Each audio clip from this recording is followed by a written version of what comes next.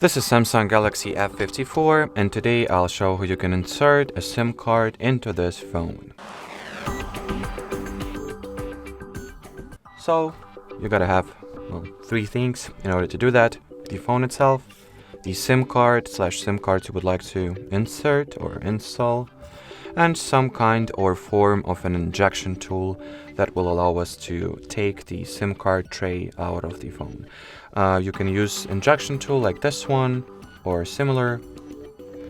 You can probably use it with a regular needle if you have one as well. Anyway, just get something that will be able to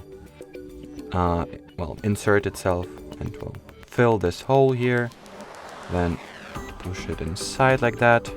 As you can see, the SIM card tray pops right out, so now we'll take it out fully. Here you have a very convenient icons or images which allow you to align your SIM card placement properly and just in general just help you to correctly put your SIM card into its respective slot here. So I will install two SIM cards like that. Now align the hole in the top part or at the top part of your SIM card tray with this hole on the actual phone frame and put it back inside like so.